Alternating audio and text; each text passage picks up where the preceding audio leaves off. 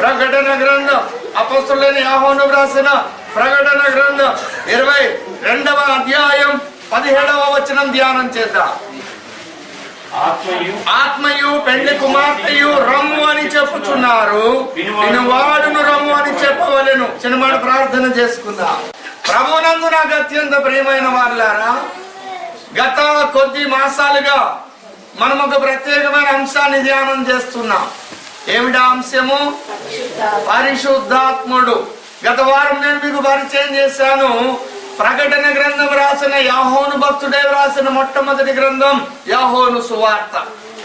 యోహాను సువార్తలో చిట్ట చివరి అధ్యాయంలో అడిగాడు యేసు ప్రభు ఏమని, యోహాను నువ్వు నన్ను ప్రేమిస్తున్నావా? ప్రేమిస్తున్నానయ్యా. అయితే నా గొర్రెలను కాయ్. యోహాను నువ్వు నన్ను ప్రేమిస్తున్నావా? ప్రేమిస్తున్నానయ్యా. అయితే నా గొర్రెలను నువ్వు మేపు. యేసు ప్రభు విసుక్కుకొనిన సందర్భం ఏదైనా బైబిల్లో ఉందంటే ఒకే ఒక సందర్భం ఉందండి. ఆ సందర్భం నేను మీకు చెప్పడానికి ముందు ఈ సంఘటన చెబుతున్నా. మరలా మూడవసారి అడిగాడు పేతురు నువ్వు నన్ను ప్రేమిస్తున్నావా అంటే పేతురు విసుక్కున్నాడు. అవునయ్య, ఆ సంగతి నీకే తెలుసు అన్నాడు. అయితే మరి గొర్రెలను కాయమన్నాడు. అయిపోయిన తర్వాత ఈ పేతురు గారికి ఎప్పుడు ఆయన గోవాలి కాదు, పక్కోడు గోవాలి. చూడండి 22వ అధ్యాయం ఏం జరుగుతుందో. ప్రకటన గ్రంథం 22వ అధ్యాయంలో చివరి వచనాలు. ఈ మాటలు అప్పగించిన తర్వాత 19వ వచనం, అతడు ఏడ్చి మరణము వల్ల దేవుని మహిమపరచను దాన్ని సూచించి మాట చెప్పినట్టు చెప్పి నన్ను వెంబడించమని చెప్పాను. పేతురు వెనకకు తిరిగి యేసు ప్రేమించిన వాడును భోజన పంక్తిని ఆయన రోమన ఆనుకొని ప్రభువా నేను అప్పగించు వాడేవాడని అడిగిన వాడిని ఆయన శిష్యుడు కనుగొనవచ్చుగా చూశాడు. పేతురు అతన్ని చూసి ప్రభువా ఇతని సంగతి ఏమవును? యేసయ్య ఏం చెప్తున్నాడు? నా గొర్రెలను మేపమన్నాడా? గొర్రెలను కాయమన్నాడా? అప్పుడు యేసు ప్రభు అంటున్నాడు, అసలు నీకు ఇష్టపడిన వారు నీ అడుగుకు తాడు కట్టి నీకు ఈడ్చుకొని పోతారు, నువ్వు హతసాక్షిగా చేస్తావని పేదలు చెప్తుంటే నా సంగతి సర్లే, నా గోళ నీకెందుకు కానీ ప్రభు, వీడు ఎట్లా చేస్తాడో చెప్పు. అక్కడ ఉన్నది అదే, నేను నా మాటల్లో చెప్తున్నా. యావన్ ఎలా చనిపోతాడో చెప్పు. అసలు ఆయన నేను రాట్ల వరకు ఉంటే నీకేమన్నా అభ్యంతరమా? ప్రభు చెప్తున్నాడు ఈ మాట కదా. అలాంటి దేవుని రొమ్మున ఆనుకొని యోహాను భక్తుడు రాస్తున్నాడు. పద్మాసు దివిపాన పరవాసి ఆత్మవశుడైనటువంటి యోహాను ఆ పరలోక దర్శనాన్ని చూసిన తర్వాత చెట్ట చివరిగా రాస్తున్నాడు, నా ఆత్మయు పెండ్లి కుమార్తెయు రమ్ము అని చెప్పవాలి. ఎవరెవరు చెప్పాలి? పరిశుద్ధాత్మ. ఆత్మ అనేది క్యాపిటల్ లెటర్స్ లో ఉంది. పరిశుద్ధాత్ముడు చెప్పాలట ఏమని? రమ్ము అని. ఎవరిని రమ్ము అని చెప్పాలి? ఎవరిని రమ్ము అని చెప్పాలి? ఎవరిని రమ్ము అని చెప్పాలి? చదవండి. ప్రభు యేసు క్రీస్తును రమ్మని చెప్పాలి, వినువాడి కాదు. రమ్ము అని చెప్పవలసిన ఎవరెవరు? చెప్తున్న వారు ఎవరెవరు? ఆత్మ, పెళ్లి కుమార్తె. పెళ్లి కుమార్తె ఎవరు? పెళ్లి కుమార్తె ఎవరు? పెళ్లి కుమార్తె ఎవరు? నేను. దేవునికి ద్వారా నాదరుగా సార్వత్రిక సంఘంలో నేనున్నాను కాబట్టి నేను కూడా నేను చెప్పాలి. ఇంకెవరు చెప్పాలి? పరిశుద్ధాత్ముడు చెప్పాలి. తర్వాత వినువాడును రమ్ము అని చెప్పాలి. వినువాడు ఎవరు? వినువాడు కూడా చెప్పాలట రమ్ము అని. ఈ 22వ అధ్యాయం చూడండి, 7వ వచనం, ఇదిగో నేను త్వరగా వస్తున్నాను అన్నాడు. 12వ వచనం చూడండి, ఇదిగో నేను త్వరగా వస్తున్నాను అన్నాడు. అవునా? 20వ వచనం, అవును త్వరగా వస్తున్నా. 3 సార్లు చెప్తున్నాడు ఈ మాటలు. త్వరగా వస్తున్నాను. ఎవరు చెబుతారు ఈ మాటలు? ఈ చిన్నపిల్లలు ఉన్నారు, టీనేజ్ వయసు కన్నా చిన్న వయసు, టీనేజ్ వయసు. తప్పనిసరిగా ఆ ఇద్దరు పిల్లల్ని నేను ఇంట్లో వదిలిపెట్టి ఊరు వెళ్లాల్సి వచ్చింది. వెళ్ళాలి అని నిర్ణయం తీసుకున్న తర్వాత ఆ బిడ్డలకు మీరు ఏం చెప్తారు? రోజు నేను ఊరికి వెళ్తాను, 2 రోజులు అక్కడ ఉంటాను, ఈ 2 రోజులు మీరు ఎట్లా ఉండాలి, నేను తొందరగా వచ్చేస్తాను అని అప్పుడే జాగ్రత్తగా ఎప్పుడు చెప్పడం మొదలు పెట్టాడో అప్పటి నుండే నేను త్వరగా వస్తానని చెప్తాడు. తీరా రెడీ అయ్యారు, బస్ ఎక్కడానికి వెళ్ళే టైము అప్పుడు చెప్తారా చెప్పరా? నేను త్వరగా వస్తాగా. నువ్వు ఆ బస్ ఎక్కినాక బస్సు వెళ్ళి ఇంటి ముందు వెళ్తుంది అనుకోండి, బస్సులో త్వరగా పెట్టండి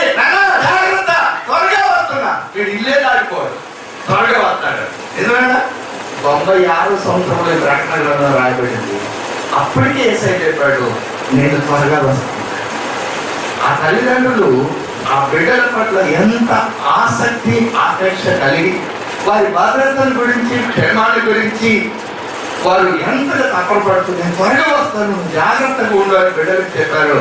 అలాగే సార్వత్రిక సంఘంలో మనకు చెప్తున్నారు, ఇదిగో వస్తానన్నవాడు రాక కదా పాటలు పాడుకుంటున్నాం మనం, ఆయన ఖచ్చితంగా వస్తాడు. ఇంతకీ మన సమస్య ఏంటి అంటే పరిశుద్ధాత్మ అభిషేకముల గురించిన వర్తమానాల పరంపరలో ఈ క్రమంలో చివరి వర్తమానం నేను ముగించలేను, కానీ ఒక ముగింపును నేను మీకు చూపిస్తాను.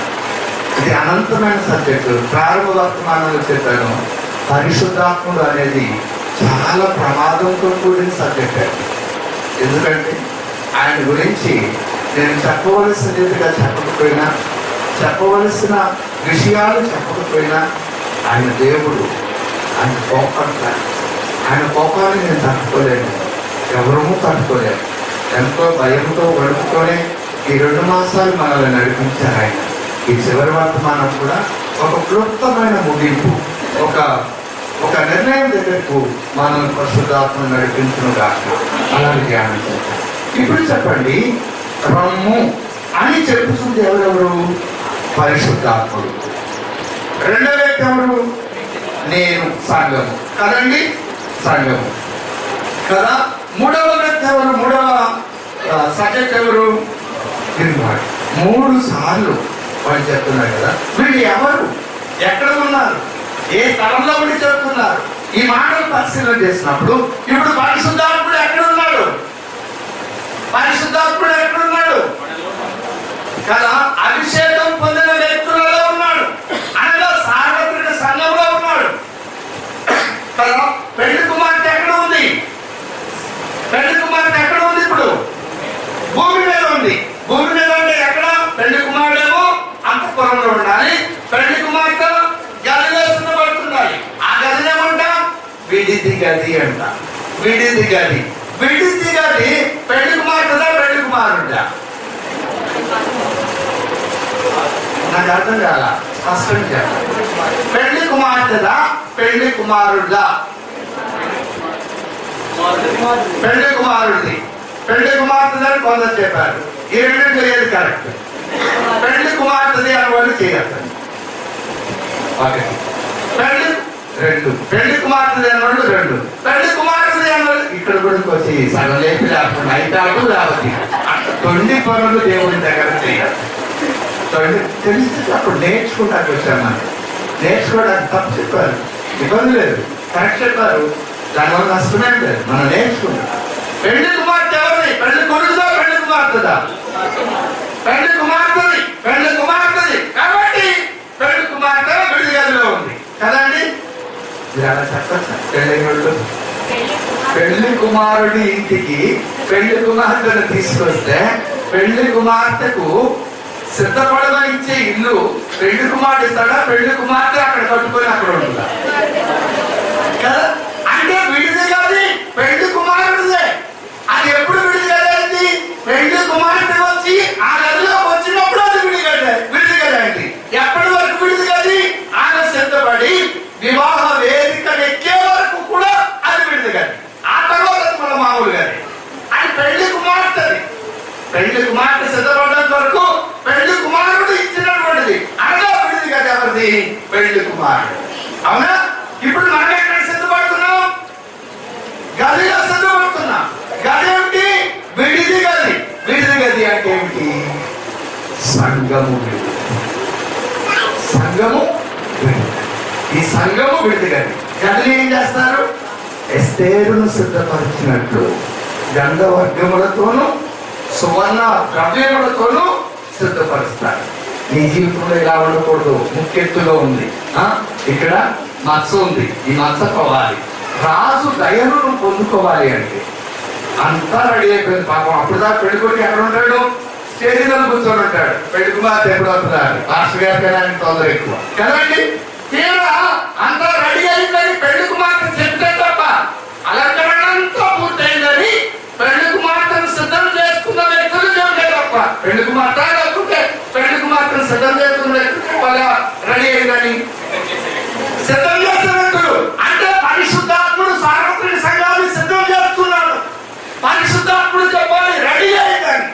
ప్రార్థన పెళ్లి అంటే అంతా రెడీ అయిందని చెప్పిన తర్వాత అప్పుడు ఒక్క నిమిషం అంటాడు. ఎందుకంటే పెళ్లి కొడుకు 6 అడుగులు ఉంటాడు, ఈమె 4 అడుగులు ఉంటుంది. అప్పుడు 3 చెప్పులు తేవాలి, హై హీల్స్. అవి తీసుకురాకపోతే ఫోటో పోజ్ ఇవ్వడానికి పనికిరాదు. ఆ పెళ్లి రోజు ఫోటోకే ఆ ఎత్తు చెప్పులు, నిన్నటి రోజు పొట్టిదే, రేపటి రోజు పొట్టిదే కదండి.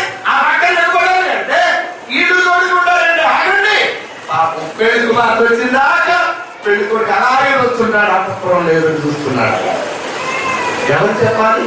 సిద్ధం చేస్తున్న పరిశుద్ధాత్ముడు రమ్ము అని చెప్పాలి. సిద్ధపడిన తర్వాత పరిశుద్ధాత్ముడు ఓకే అని చెప్పిన తర్వాత సిద్ధపరిచినటువంటి వ్యక్తులు సిద్ధపాటు అయిపోయిందని చెప్పిన తర్వాత ఎస్టేరుకు షండుడు ఎలా చెప్పాడో అలాగే పరిశుద్ధాత్ముడు సార్వత్రిక సంఘానికి నువ్వు సిద్ధపరచబడ్డావని చెప్పిన తర్వాత నేను సిద్ధపడ్డాను రమ్ము అని సంఘం చెప్పాలి. రమ్ము అని సంఘం చెప్పాలి. పరిశుద్ధాత్ముడు ఎలా సిద్ధపరుస్తున్నాడు? ఒక విషయాన్ని నేను దృష్టికి తీసుకొస్తాను. ఒక అత్యంత ప్రాముఖ్యమైన విషయం మనసు లగ్నం చేసుకున్నట్టు. ఈ కార్యక్రమం ఎప్పుడు ప్రారంభమైంది? ఈ కార్యక్రమం ఎక్కడ ప్రారంభమైంది? మీరందరూ ఎక్కడ ఉన్నారు? ఎలా ప్రారంభమైందో చెప్తాను. ఆదికాండం 1వ అధ్యాయం 1వ వచనం తొందరగా. భూమి ఆకాశమును సృజించెను, భూమి నిరాధారముగాను శూన్యముగాను ఉండెను, చీకటి జలములపై కమ్మి ఉండెను, దేవుని ఆత్మ జలములపై అల్లాడుచుండెను. దేవుని ఆత్మ ఎక్కడ అల్లాడుతుంది? జలములు ఎక్కడున్నాయి? జలములు ఎక్కడున్నాయి చెప్పాలి.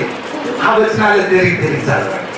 నిరాకారం, అసలు ఆకారం లేకుండా ఏదైనా ఉంటుందా? ప్రతిదానికి ఏదో ఒక ఆకారం. ఈ భూమి నిరాకారంగా ఉన్నది. నిరాకారంగా దేవుడు సృష్టించాడా? సృష్టించాలా? అశాప్రతున్నాను 4వ అధ్యాయం చెప్తుంది. నిరాకారంగా భూమిని సృష్టించలేదు, నివాస యోగ్యమైన స్థలముగా సృష్టించాడు. అంటే మొదటి వచనం ప్రారంభం, రెండవది ఆరంభం. ప్రారంభంగా ఆరంభానికి వ్యత్యాసం ఉందండి. ఒక చర్చ్ స్టార్ట్ చేసినప్పుడు అది ప్రారంభం. ఆ తర్వాత ప్రతి సంవత్సరం కూడా మళ్ళీ తిరిగి ఆ దినాన్ని జ్ఞాపకం చేసుకుంటాం. కంపెనీ లాకౌట్ ప్రకటిస్తారు, తర్వాత మళ్ళీ తిరిగి ప్రారంభించడం ఆరంభం. అలాగే మొదటి వచనానికి రెండవ వచనానికి కొన్ని లక్షల కోట్ల సంవత్సరాలు ఏమో నాకు తెలియదు, అంత వ్యత్యాసం ఉంది ప్రారంభానికి ఆరంభానికి. అందుకే మొదటి ఏమన్నాడు? వెలుగు కలుగును గాక అన్నాడు.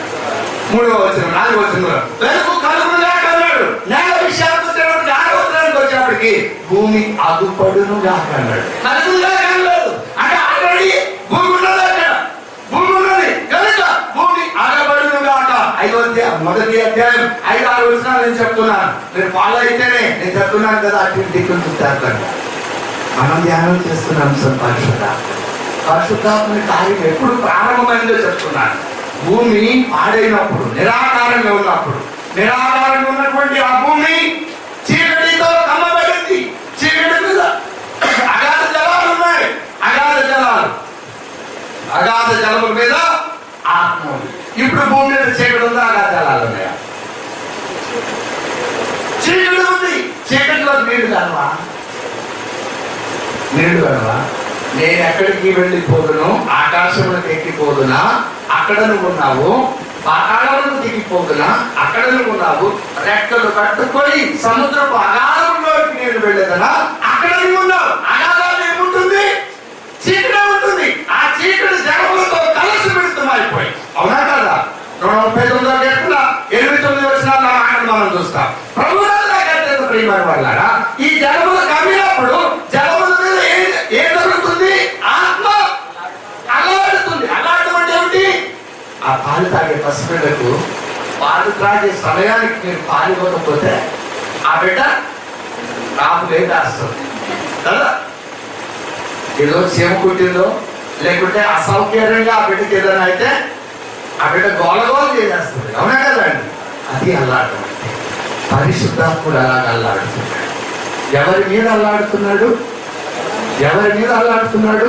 నిరాకారము ఉన్న భూమి చీకటి చేత కమ్మబడి ఉంటే, జలములు కలిసి చీకటి చేత కప్పబడి ఉంటే, ఆ కప్పబడినటువంటి భూమి మీద ఉన్న జలముల పైన అల్లాడుతున్నాడు. ఈ భూమిని నేను ఎలాగో బయటకు తీసుకురావాలి? ఈ భూమికి సకారమైనటువంటి ఆకారాన్ని నేను ఎలాగో సిద్ధం చేయాలి? ఈ భూమిని నివాసయోగ్యమైన స్థలంలో నేను ఎలాగో సిద్ధం చేయాలి? మొదటి అధ్యాయంలో ఈ కార్యక్రమం ప్రారంభమైంది.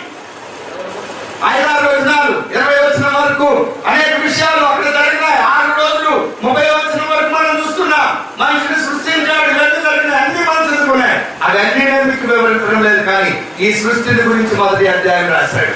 రెండో అధ్యాయంలో ఆదామును సృష్టించాడు. మూడో అధ్యాయం సైతాను వచ్చాడు, పాడు చేశాడు. అవునా?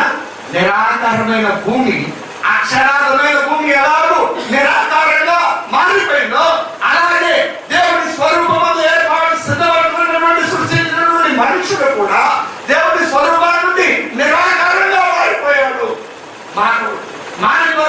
నిరాకారంగా మారిపోయిన మానవుడిని బాగు చేయడం మూడవ అధ్యాయం నుండి దేవుడు ప్రారంభించాడు. 15వ వచనం చూడండి.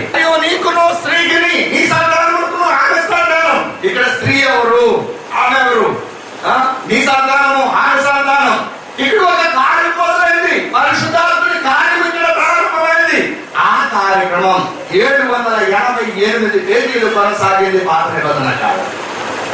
పరిశుద్ధాత్ముడు కార్యం చేస్తూనే ఉన్నాడు. నేను వివరించడంలా ఒక లాంగ్ చెప్పు, చాలా లాంగ్ చెప్పులు ఉంటాయి. మీరు ఆ లింకులు కలుపుకుంటే కానీ అర్థం కాదు. ఏం చెప్పలేదు ఆనాటి ప్రజలు నన్ను అడగండి చెప్తాను, లేకుంటే మనం ప్రత్యేకంగా కూడుకున్నప్పుడు అడగండి నేను చెప్తాను. చాలా విషయాలు. పరిశుద్ధాత్ముడి కార్యం ఆదికాండం ప్రారంభాధ్యాయంలో ప్రారంభమైంది అక్షరార్థమైన భూమి విషయంలో. మూడవ అధ్యాయానికి వచ్చేటప్పటికి దేవుడి స్వరూపంలో ఉన్నటువంటి మనిషి నిరాకారంగా మారినప్పుడు, శూన్యంగా మారినప్పుడు, శూన్య సమితులు అంటాయి కదా తెలుగు మీడియం వాళ్ళకి తెలిసిన లెక్కల్లో. ఎన్ని సున్నాలు ఉంటాయి శూన్య సమితిలో? అసలు ఉండవు. దేవుడికి స్తోత్రం, లెక్కలు తెలుసు మిగిలిన తెలియదు కదా. అసలు ఉండవు. అలాంటి భూమి శూన్యంగా ఉందంటే దానిలో ఏమీ లేదని అంటారు. అలాంటి నిరాకారమైనటువంటి ఒక మనిషి హృదయాన్ని దేవుడు తిరిగి బాగు చేయడానికి సంకల్పించాడు. ఉదయం 15వ వచనం. ఆ క్రమంలో దేవ స్వరూపైన దేవుడు ఆదికాండంలో ఉంటే నర స్వరూపైన దేవుడు హెస్కేలు 26వ వచనంలో కనబడుతున్నాడు. ఆదికాండం 1:26, హెస్కేలు 1:26. అలా ఆత్మకార్యం జరిగిస్తూ అనేక విషయాలు చేస్తూ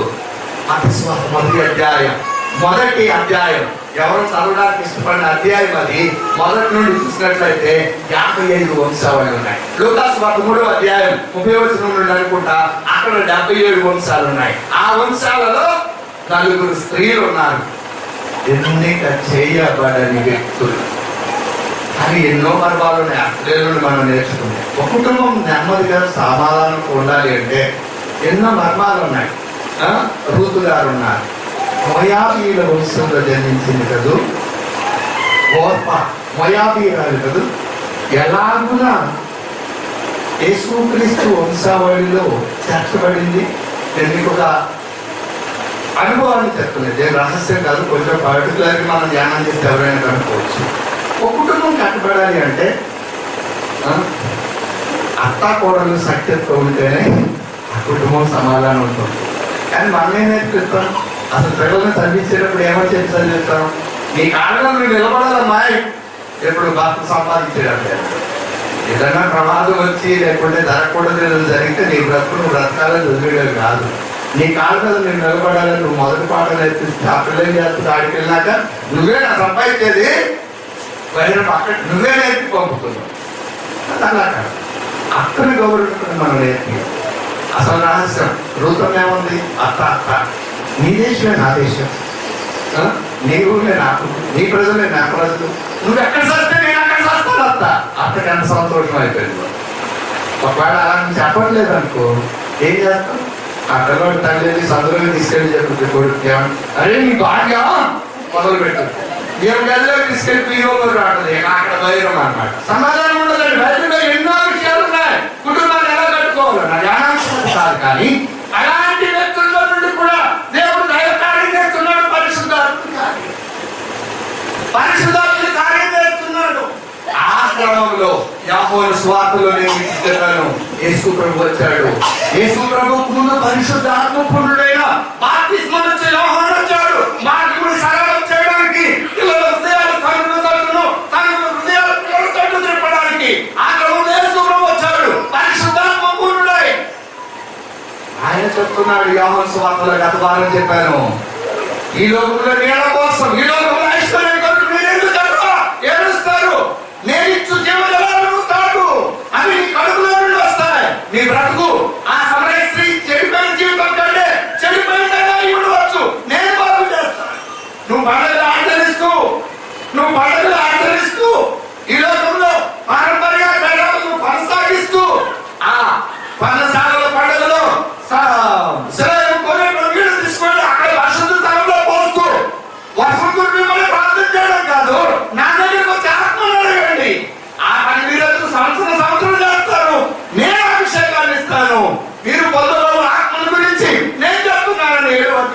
చెప్పాడు. 14 పోరాటాలు గత వారం నేను చెప్పాను. ఆ అభిషేకం పొందుకోవడం, పరిశుద్ధాత్మ కార్యాన్ని మనలో జరగడానికి మనం అనుమతించడం ఏ ఫలాలను ఇస్తుందో ఆ గ్రంథం అంతా చెప్తుంది. మళ్ళీ ఇంకొకలా చెప్పు, అర్థం కాల. ఎవరో రూట్ అన్నారు, అత్త కోళ్ళు అన్నారు, ఇవన్నీ అర్థం కాలేదు. నాకు తెలుసు మీకు అర్థం కావాలి. నేను చెప్పే అంశం ఏమిటి అంటే, పరిశుద్ధాత్ముడు ఆదికాండం 1వ అధ్యాయంలో పనిని మొదలు పెట్టాడు. ప్రభు అయిన యేసుక్రీస్తు తిరిగి వచ్చే వరకు కూడా ఈ సంఘాన్ని సిద్ధపరచడానికి పరిశుద్ధాత్ముడు కార్యం చేస్తున్నాడు. చెడిన నీ బ్రతుకు నివాస యోగ్యము, దేవుడు నివసించడానికి నివాస యోగ్యము కాని నీ బ్రతుకును సరి చేయడానికి, అంధకారములో వెలుగు కలుగును గాక అని పలికిన దేవుడు నీ హృదయంలో వెలుగు కలుగును గాక అని పలికినప్పుడు నీ బ్రతుకులో మార్పు ప్రారంభమవుతుంది, పరిశుద్ధతను ప్రారంభమవుతుంది, దేవుని చిత్తాన్ని నెరవేర్చడం ప్రారంభమవుతుంది. భూమి అగుపడును గాక అని పలికిన విధంగా నివాసయోగ్యమైన స్థలముగా ఈ భూమి సిద్ధపరచబడును గాక అని పలికిన విధంగా నీ జీవితం అనేక మందికి ఆశీర్వాదకరంగా అగును గాక, అలా ఉన్న నీ జీవితం ఈ లోకానికి కనపడును గాక అని పలికినప్పుడు నీ వల్ల దైవ కార్యం ఈ లోకంలో జరుగుతుంది. నిరాకారమైనటువంటి నీ జీవితం శూన్యము, నీ హృదయంలో దేవుడు ఉండవలసిన గదిలో ఖాళీ ఉండడం చేత మనసు నెమ్మది లేదు, సమాధానం లేదు. అలాంటి పరిస్థితుల్లో నువ్వు దేవుడిని చేర్చుకున్నావు. ఎలా చేర్చుకుంటావు? ఆయన వెలుగు కలుగునుగా కానీ పలికినట్టు. అలా నీ హృదయంలో దేవుడు నివసించునుగా, వెలుగు కలుగునుగా కానీ పలికితేనే ఇది పరిశుద్ధాత్ముడు చేసే కార్యం. ఇక్కడైనా ధ్యానాంశం ప్రారంభం అవుతుంది. బాప్తిస్మం పొందిన వారు పరిశుద్ధాత్మను వరాన్ని పొందారు. వారు ప్రార్థన చేస్తున్నారు, సన్నిధికి వస్తున్నారు, పాటలు పాడుతున్నారు, కాంతలిస్తున్నారు, దైవసేవకుడు చెప్పిన పనులన్నీ చేస్తున్నారు, కానీ అభిషేకం పొందుతున్నారు. ఈ వర్తమానం చాలా మంది దైవసేవకుడికి అర్థం కావడం. మన ప్రాంతానికి వెళ్ళినప్పుడు రసైదంతా ఇక్కడ నాకు దైవసేవకుడు నా గదిలోకి వచ్చి, అయ్యా మేము పరిశుద్ధాత్మను ఎక్కడైనా వాక్యాన్ని ప్రకటిస్తున్నామా, ఆత్మను రక్షిస్తున్నామా, సంఘాలు వెళ్తున్నామా అని మొదలు పెట్టారు. ఆయన చెప్పినంత నాకు ఒక్క మాట అడిగాను. అపోస్తుల కార్యము గ్రంథం 1వ అధ్యాయం 14వ వచనంలో మేడగదిలో ఉన్నటువంటి వ్యక్తులు ఎడతెగక ప్రార్థన చేశారా లేదా? ఏక మనసుతో ప్రార్థన చేశారా లేదా? చేశారు. వాళ్ళ ఆత్మ ఉందా లేదా? ఉందయ్యా. మరి 2వ అధ్యాయంలో ఆవిడ పంచుకున్నది ఏంటి? అది నేను మీకు పంచుకునేది, అది నేను మీకు చెప్పేది. మీలో ఆత్మ ఉన్నది, అభిషేకం కావాలి, తన మీదకి వచ్చే అభిషేకం కావాలి. ఆ అభిషేకం పొందుకున్న పేదలు, ఆ అభిషేకం పొందుకున్నటువంటి పౌరు భక్తుడు ఎలా వాడబడ్డారో అపోస్తలుల కార్యక్రమంలో రాబడింది. ఇద్దరు పిలువబడ్డారు, ఇద్దరికి దర్శనాలు ఉన్నాయి, ఇద్దరు సుదీర్ఘమైన ప్రసంగాలు చేశారు, ఇద్దరు కూడా స్వార్థను ప్రకటించారు, అనేక ఆత్మను రక్షించారు, అద్భుత కార్యాలు చేశారు, స్వస్థ కార్యాలు చేశారు, హింసలు పొందారు. అట్లాంటి హింసించి దేవుడు వాడుకుంటాడానికి వాడుతున్నారేమో. హింసించి వాడుకోవడానికి ఆయన ఉన్నది కాదు. కానీ నీ జీవితంలో దేవుని ప్రణాళిక ఏదైతే ఉంటే అలాగున ఇక్కడ నువ్వు పొందే శ్రమ, అక్కడ నువ్వు ఉన్నతమైన సింహాసనాన్ని అధిరోహించాలని ఉంటే అందుకు తగిన ప్రయాసం ప్రణాళిక కలుగుతా. ఈ రోజుల్లో ఆత్మసాక్షులుగా చనిపోవడానికి అవకాశాలు లేవండి. చాలా బహు అరుదు. నువ్వు కోరుకుంటున్నావేమో హృదయపూర్వకంగా, దేవుడు కనికరిస్తే తప్ప లిస్టులోని పేరు రాదు. అలా కూడా అనేక అద్భుతాలు వారిని నడిచి పెడుతుంటే నీడబడి స్వస్థపరచబడ్డారు. వారి వస్త్రాలు పట్టుకుంటే స్వస్థపరచబడ్డారు. చెరసాల్లో ఉంటే ఒకరినేమో దేవదూత బయటకు తీసుకొచ్చాడు. చెరసాల్లో ఉంటే భూమి అదిరింది, సైకిళ్ళు గోడాలు ఊడిపోయినాయి. వారి ఇరువురు కూడా మరణానికి ఎదురు నడిచారు దేవుని పని కోసం. మరణానికి ఎదురు నడిచారు దేవుని పని కొరకు.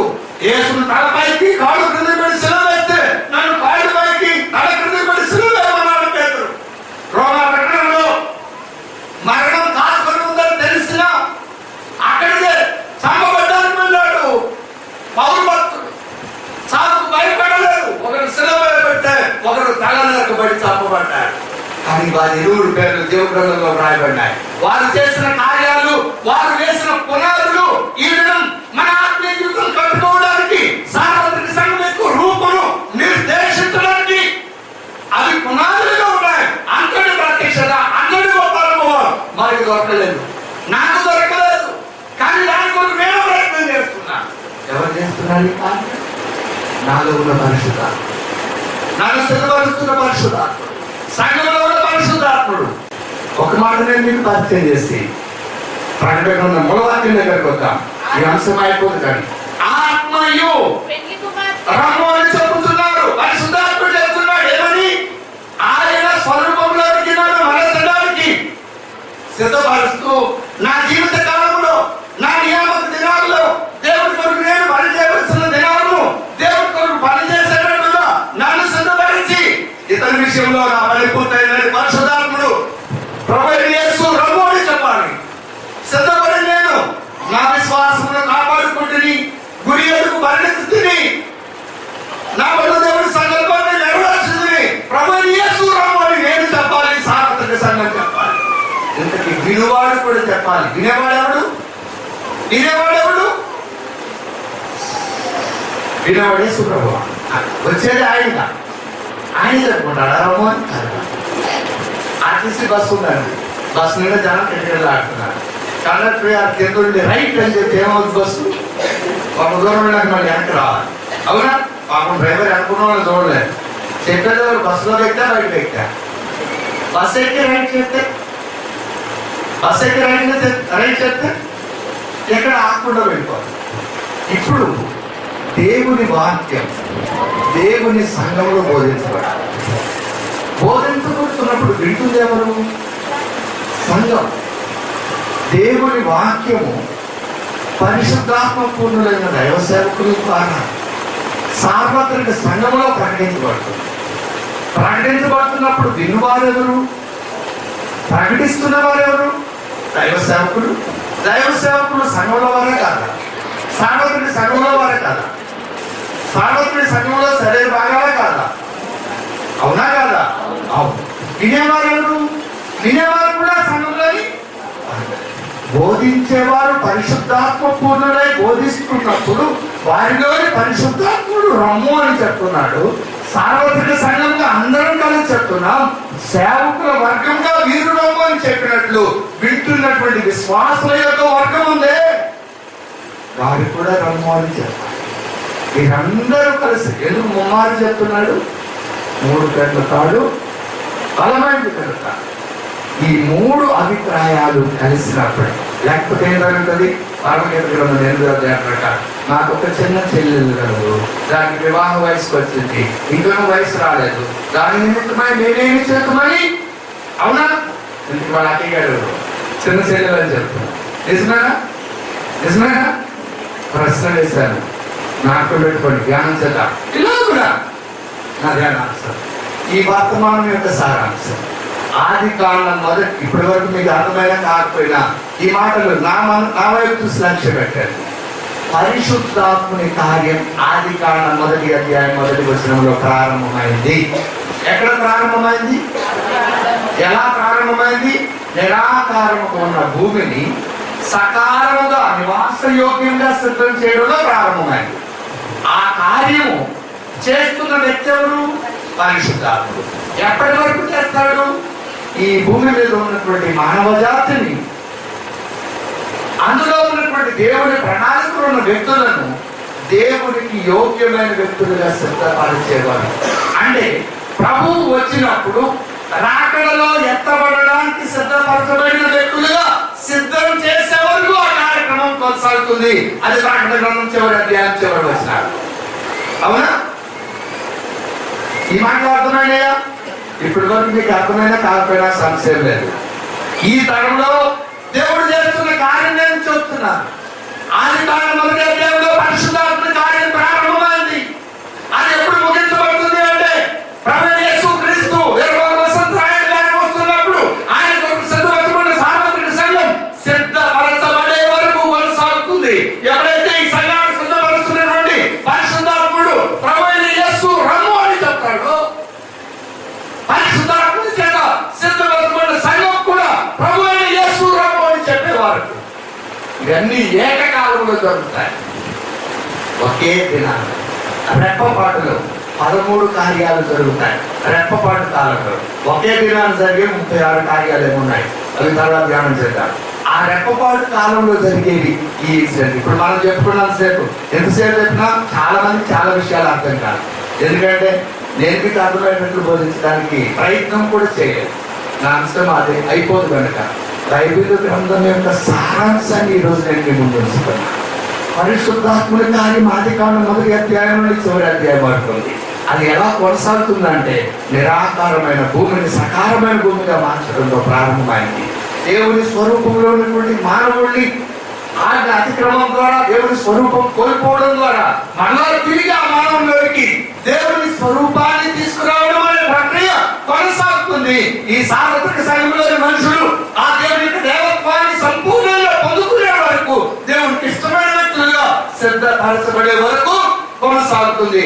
అప్పటి వరకు అది ఎప్పుడు పరిశుద్ధాత్ముడు సంఘము మరియు విలువాడు రమ్ము అని చెప్పినాం. ఈ మాట ఎలా నమ్మాలి? ఒక వచనాన్ని నేను తీసుకొస్తాను. 20వ వచనం ప్రకటన 22వ అధ్యాయం. ఈ సంగతులను గురించి సాక్ష్యం ఇచ్చేవాడు అవును త్వరగా వచ్చి. ఎవరు ఈ సంగతుల గురించి సాక్ష్యం ఇచ్చేది? ప్రకటన యోహాను భక్తుడు పద్మాసు ద్వీపంలో తీసుకొని పైకి ఎక్కి రమ్మన్నాడు. 4వ అధ్యాయం ప్రారంభంలో ఎక్కి వెళ్ళిన తర్వాత యోహాను దగ్గర కూర్చోబెట్టుకొని అన్ని చూపిస్తూ ఇదిరా ఇదిరా ఇదిరా రాయించాడు. అన్ని సాక్ష్యంగా చూపించిన వారు ఎవరు? యేసు ప్రభు. యేసు ప్రభు యోహాను భక్తుడికి దగ్గర అన్ని చూపించిన తర్వాత ఈ సంగతుల గురించి సాక్ష్యం ఇచ్చేవాడు ఏమంటున్నాడు? అవును త్వరగా వస్తున్నా అని చెప్పినప్పుడు ఏమైంది? తర్వాత ఆమేన్ ప్రభు యేసు రమ్ము. ఎవరు? ప్రత్యక్షంగా కళ్ళారా చూస్తున్న వ్యక్తి. యేసు ప్రభు పక్కన ఉన్నప్పుడు యేసు ప్రభు పక్కన నుండి ఆ జరగబోయే సంగతులన్నీ చూస్తున్నా తిరుడు యోహాను భక్తుడు అవన్నీ చూస్తూ అయ్యా ఈ ప్రకటన జరగబోయే సంభవాలన్నీ చూపించావు. భూమి మీద జరగబోయే సంగతులు నువ్వు భూమి మీదకి వచ్చే ముందు జరగబోయే సంగతులన్నీ చూపించావు. అవన్నీ అలాగే నలుగురు కాక నేను కళ్ళారా చూశాను. మొదటి సాక్షిగా సార్వత్రిక సంఘంలో భాగమైన నేను కళ్ళారా చూసాను. నేను మొదటిగా నేను రా అని చెప్తున్నాను. రమ్ము అని చెప్తున్నాను. నేను చెప్పటాను సరే, నేను ఎవరికైతే వెళ్ళి బోధిస్తున్నాను, ఎవరికైతే ఉపదేశిస్తున్నాను, ఈ ప్రకటన గ్రంథం ప్రత్యక్షతలు ఎవరికైతే తెలియజేస్తున్నానో వారందరూ కూడా ఈ ప్రకటన గ్రంథాన్ని చూసినప్పుడు, ఈ ప్రకటన గ్రంథంలోని విషయాలను వినినప్పుడు, ఈ ప్రకటన గ్రంథంలోని విషయాలను గ్రహించినప్పుడు, ఈ ప్రకటన గ్రంథంలోని విషయాలను కైకొనినప్పుడు అప్పుడు చెప్తారు ప్రభు అయిన యేసు రమ్ము. దురదృష్టవశాత్తు ప్రకటన గ్రంథం తప్ప బైబిల్ అన్ని గ్రంథాలు అంతర్భావంతో చెప్తున్నారు. చాలా మంది చెప్తున్నారు. ప్రకటన గ్రంథం చెప్పే శాఖలు చాలా స్వల్పం అన్నారు. నువ్వు ప్రభు అయిన యేసును రమ్ము అని చెప్పాలి అంటే ప్రకటన గ్రంథాన్ని నువ్వు చూడాలి, నువ్వు వినాలి, గ్రహించాలి, కైకొనాలి. ఏముంది ప్రకటన గ్రంథంలో?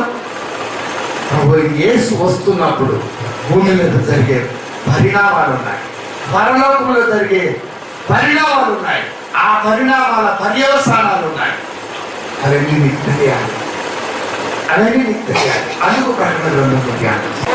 కంటికి చీకట్లో సరుకులు వెతుకున్నట్లు నువ్వు పరిశుద్ధాత్మాభిషేకం లేకుండా ఈ బైబిల్ గ్రంథం చదివినా ఆ ప్రకటన గ్రంథంలో ఏముందో నీకు అర్థం కాదు.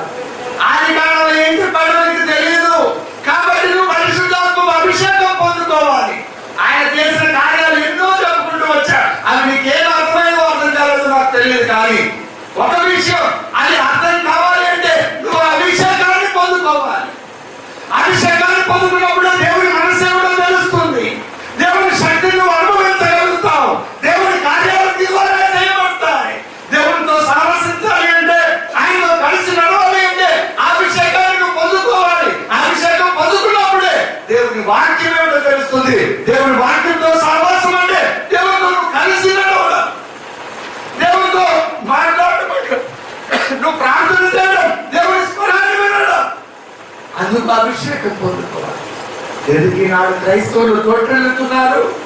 ఎందుకు కఠినమైన పరిస్థితులు ఎదురవుతున్నప్పుడు రెండు రకాల తలంపులు కలిగి వారి సాక్ష్యాలను పోగొట్టుకుంటున్నారు? కారణం అభిషేకం లేక. అభిషేకం ఉన్నప్పుడు శ్రమలు ఎదురన్నారు ఆనాడు అపోస్తలులు. అభిషేకం ఉన్నప్పుడు చిన్నగా పెద్దగా ఇల్లు అంటారు, కలిగి వారు లేని వారని సంశయించలేదు. దానికి స్వార్థం ప్రకటించారు. ప్రభు కొరకు ప్రాణాలను తృణప్రాయంగా ఎంచుకున్నారు. ఈ లోకంలో జీవనం శాశ్వతమైన కాదు అనే గ్రహింపులోకి వచ్చి నిర్వహణమైన పట్టణం మనకి ఇక్కడ లేదు అని ప్రకటించగలిగారు. ఈ లోకంలో తమకున్న సమస్తాన్ని కూడా దేవుడి కొరకు ఖర్చు పెట్టారు. తాము ప్రాణాలను పోసుకున్నారు.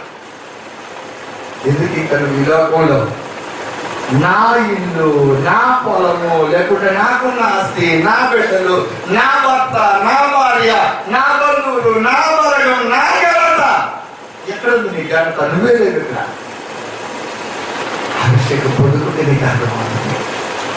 ఆయన పిలిస్తే ఒక్క క్షణంలో నేను ఈ లోకాన్ని విడిచిపెట్టుకోవాలి, ఏది కూడా నాతో రాదు. అది నీకు అర్థం కాకే యేసు ప్రభువును నమ్ముకున్న ఈ లోక జీవన వ్యాపారాలతో ముడిపెట్టబడి వాటి నుండి విడిపించబడలేకపోతున్నావు. నీ సొంత కార్యాలు చూసుకుంటున్నావు, ఆదివారం ఎక్కుతున్నావు, దేవుడు భయమే బ్రతుకుతున్నావు. అది అభిషేకం పొందుకుంటే గడగడలాడుతూ ఏ నిబంధనలు చేసుకున్నావు ఆ నిబంధన కొనసాగించడానికి ఇష్టపడతావు. ఆ నిబంధన కొనసాగించడానికి ఇష్టపడతావు. ఎందుకు ఆ నిబంధనలు కొనసాగించలేకపోతున్నావు? కారణం అభిషేకం లేకపోవడం. నువ్వు మంచి వ్యక్తివే, యథార్థమైన హృదయంతో ఉన్నావు, పట్టువారికి మేలు చేయాలని ఆలోచన ఉంది, కానీ చేయాలనుకున్న మేలు చేయలేకపోతున్నావు, వద్దు అనుకున్న కీడే చేస్తున్నావు.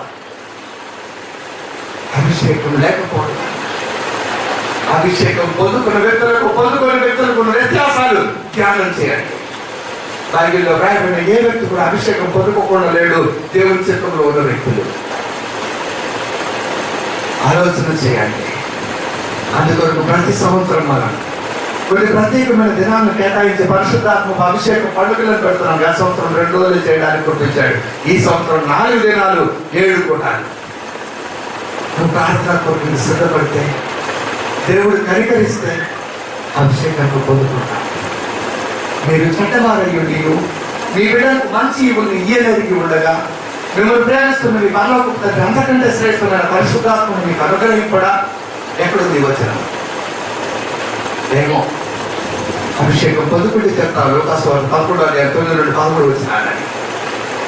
పరిశుద్ధాత్మకు సంబంధించిన ఎన్నో విషయాలు మీకు బోధిస్తుంటే వింటున్నాం, మర్చిపోతున్నాం. ఇంటికి వెళ్ళి సాధన చేయండి. వ్యక్తిగా మీ హృదయాన్ని రేపడానికే నేను తిరిగి అంశాన్ని నేను మీకు బోధిస్తాను. మీ కుటుంబంలో సమస్యలు జయాన్ని పొందుకోవాలి అంటే, వ్యాధుల మీద సమస్యను పొందుకోవాలి, జయాన్ని పొందుకోవాలంటే, సమాధానం లేదు మీ కుటుంబంలో సమాధానాన్ని పొందుకోవాలి అంటే, నీకు ఎదుర్కొంటున్నటువంటి ఏ సవాలునైనా నువ్వు ఎదుర్కోవాలంటే ఈ అభిషేకాన్ని పొందుకోవాలి. అభిషేకం లేకుండా నువ్వు ఏ విజయాన్ని పొందలేవు. విజయాన్ని పొందాను అని అనుకున్నా విజయం యొక్క ఆనందాన్ని అనుభవించలేవు. లోకంలో ఉన్న ఒక వ్యక్తికి యేసును అంగీకరించుకున్న ఒక వ్యక్తికి ఈ ఇద్దరు వ్యక్తుల వ్యత్యాసం అభిషేకం పొందుకోవడం ద్వారానే ఈ లోకానికి కనపడుతుంది తప్ప అభిషేకం పొందుకోకపోతే నువ్వు నామకార్థ క్రైస్తవుడివే, వేషధారణ క్రైస్తవుడివే. ఆ క్రైస్తవత్వం నీకు మేలు చేయదు సరికదా, దేవుడి పనికి నేను అడ్డుగా నిలవబెడతాను. ఒక దైవ సేవకుడి భారం ఏమిటో తెలుసా? నశించిపోతున్న ఆత్మను నశించిపోకుండా వారిని రక్షణలో నడిపించడం, బాప్తిస్మం ఇవ్వడం. ఇది మొదటి ఘట్టం. బాప్తిస్మం ఎవరికైతే ఇచ్చాడో దైవ సేవకుడు, ఆ ఇవ్వబడినటువంటి వ్యక్తులు అనగా బాప్తిస్మం తీసుకున్న వ్యక్తులు పరిశుద్ధాత్మకు అభిషేకం పొందుకున్న దాకా ప్రసవ వేదన పడ్డం దైవ సేవకుడు బాధ్యత అండి. ప్రసవ వేదన పడ్డం. నువ్వు క్రమంగా మందిరానికి రాకపోయినా అమ్మా రాలేకపోయావు అని బతులాడుకున్నట్లు అంటాడే కానీ ఎందుకు రాలేదు, రాకపోతే నేను ప్రార్థన చేస్తే నీకు రాకపోతే అన్నావు. ఎందుకు తెలుసా? నువ్వు అంటే నీ హృదయం ఇంకా కఠినం అయిపోతుంది, దేవుడికి దూరం అయిపోతావు. నీకు అభిషేకం లేదు కాబట్టి నీ హృదయం అదే అభిషేకం పోతున్న లేకపోతే ఇలాంటి వాడిని వెలివేయండి సంఘంలో ఉంటే. దేవుడిని నువ్వు తృణీకరిస్తావా? అసలు తిట్లన్నీ రోమపత్రికలు ఉంటాయండి. కొరింథీయులకు రాసిన పత్రికలు పౌలు తిట్లు మనం చెప్పుకుంటాం. దుర్మార్గుడు అని, దుష్టుడని, దౌర్భాగ్యుడని. చుట్టూ కానే కావు. వాడి మార్గం సరిగలేదని చెప్పడం అది చుట్టూ కాదు, విషయాలు తెలియచేయడం.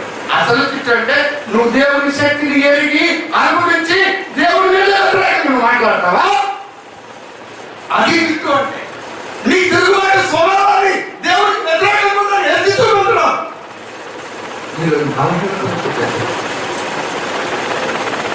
కనుక అభిషేకం కావాలి.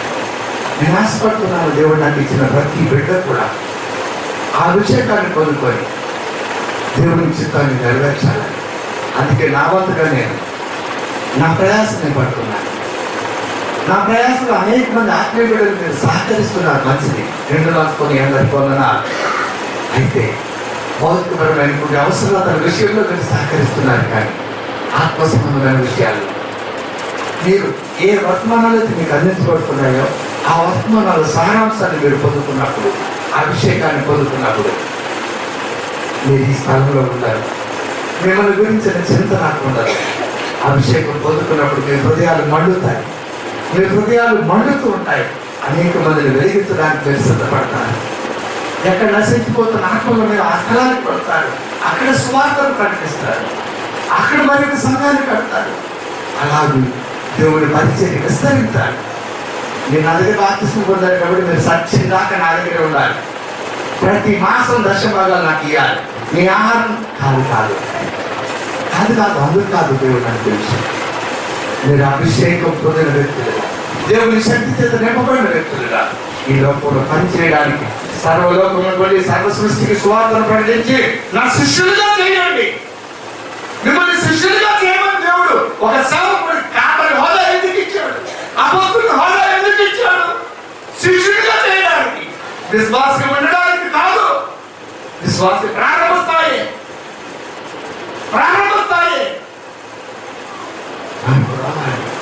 దేవుని స్వరూపం నేర్చుకోవాలి. దేవుని చిత్తం నీ ద్వారా జరగాలి. అందుకు నువ్వు అభిషేకం పొందుకోవాలి. 4 దినాలు 7 కూటాలు. ఎంతమంది కార్యక్రమంలో పాల్గొంటారు? ఎంతమంది కార్యక్రమంలో పాల్గొంటారు? నేను ఎక్కడ ఉన్నానా? నా మాట వింటున్నారు మీరు? అంటే సమాధానం చెప్పాలా? పరిచయలాగా ఉంటారు. 7 కూటాల్లో ఎంతమంది పాల్గొంటారు?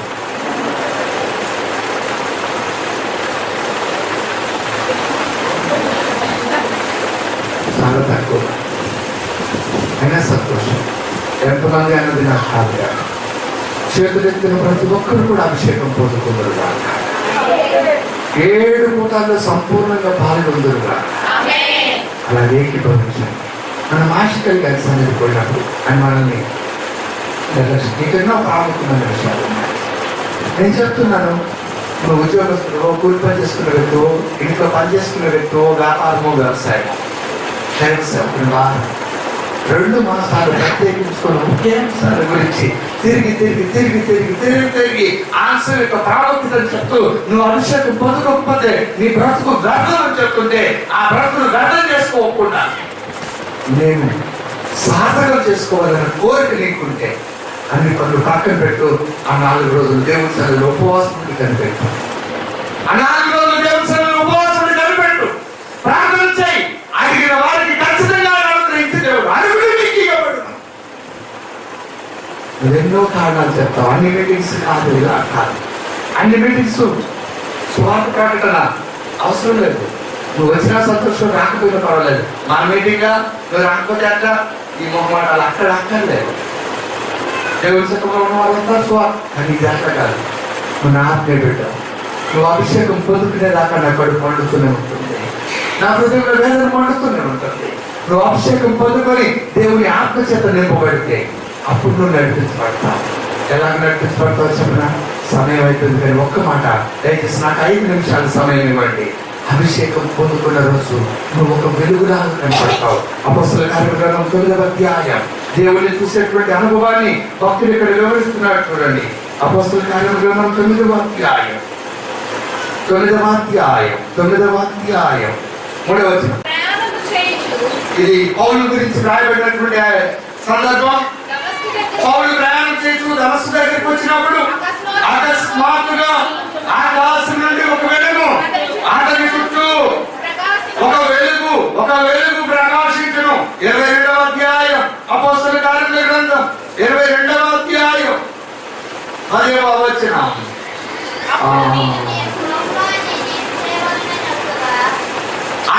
దయచేసి 6వ వచనం చదవండి. నేను ప్రయాణము చేయొచ్చు దమస్కునకు సమీపించినప్పుడు మధ్యాహ్న కాలమందు ఆకాశం నుండి గొప్ప వెలుగు. 9వ అధ్యాయం ఏమన్నాడు? వెలుగు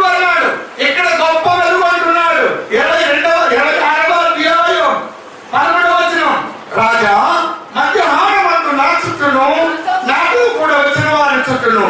ఆకాశం నుండి సూర్య తేజస్సు కంటే మిక్కిలి ప్రకాశమానమైన ఒక వెలుగు త్రోవలు. ఎవరు 3 సాక్ష్యాలు చెప్పింది పౌలు భక్తుడే. మొదట వెలుగును చూశాడు, తర్వాత గొప్ప వెలుగు అని అనుభవాన్ని చెప్తున్నాడు. చివరికి వచ్చేటప్పటికి మరణం తన కొరకు కాచుకొని ఉన్నదని ఎరిగినప్పుడు, మరణానికి ఎదురు వెళ్తున్నప్పుడు ఆ దర్శనాన్ని జ్ఞాపకం చేసుకొని ఆ అభిషేకం యొక్క పరిపూర్ణత మధ్యాహ్నము మహా తేజస్సుతో వెలుగుతున్న ఆ సూర్యుని యొక్క వెలుగు ఎంత ప్రచండమైన వెలుగో ఆ గొప్ప వెలుగును నేను చూశానయ్యా. అభిషేకం నువ్వు పొందుకున్న ప్రారంభ దినాల ప్రభువుని గురించి నీకు కొంచెం తెలుస్తుంది. ఆయనతో నువ్వు కలిసి నడుస్తూ దినదినము అభిషేకించబడుతూ ఉంటే ఆ ప్రభుతో కలిసి నడుతున్న కొలది ఆ వెలుగు గొప్పవాడు కాదు. నీ జీవితంలో దేవుడు ఉద్దేశించిన సంగతులు నెరవేర్పు చివరికి వచ్చేటప్పటికి ప్రచండమైన గొప్ప వెలుగును చూస్తున్నాడు. అంటే ప్రభువుని ముఖాముఖి చూస్తున్నాడు. అయ్యా, నేను ప్రభువును చూసా, ఈ శరీరంలో ఉంటేనే చస్తేనే.